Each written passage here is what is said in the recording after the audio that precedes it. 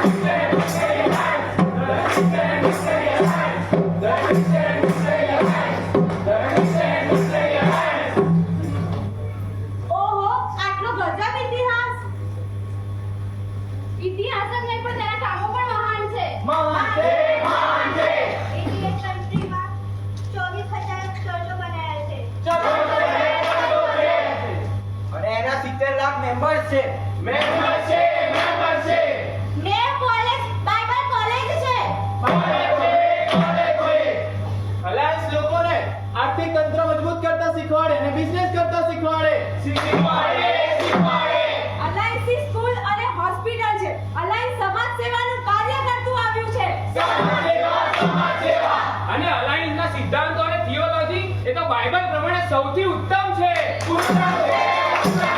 અને આના લીધે મને ગર્વ છે કે હું અલાયન્સ નો છું. સાથે મળીને બોલો, ગર્વ છે.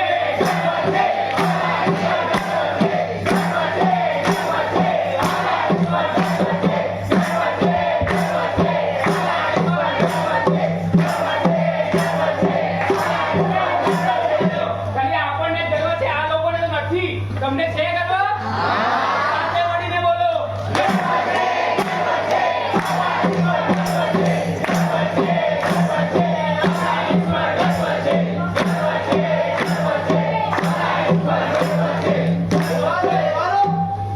આટલો મહાન અલાયન્સનો ઇતિહાસ ભાઈ અમાર કાઠિયાવાડમાં તો કેમ ના આવ્યો? એ અમારા મેહોણામાં પણ નથી આવ્યું. અમારી ભાવનગરમાં પણ નથી આવ્યું. એ અમારા સુરતમાં પણ નથી આવ્યું.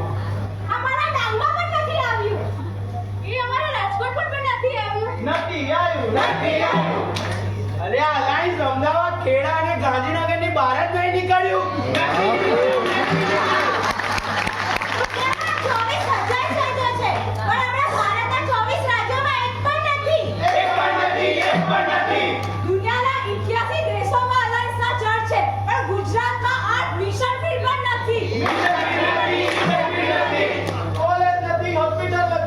અને આર્થિક અર્થતંત્રને મજબૂત કરવાની તો વાત જ ક્યાં.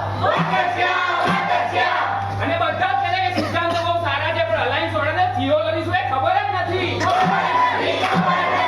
અને પછી કેમનો ગર્વ થવાનો આપણને?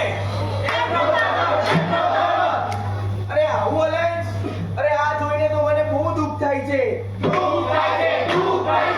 પણ જેમ ઈશ્વરે મને આપ્યું દર્શન અને મેં પરિસ્થિતિ બદલી એમ તમે પણ અલાયન્સની પરિસ્થિતિ બદલી શકો છો.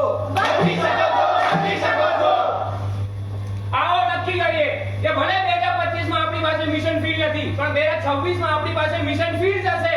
2026 માં અલાયન્સમાં એકતા હશે. 2026 માં અલાયન્સ વધશે.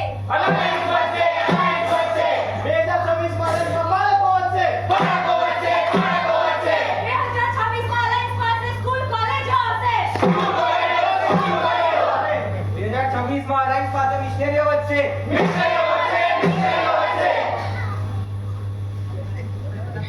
2026 ની અંદર અલાયન્સમાં સામાજિક કામો વધશે.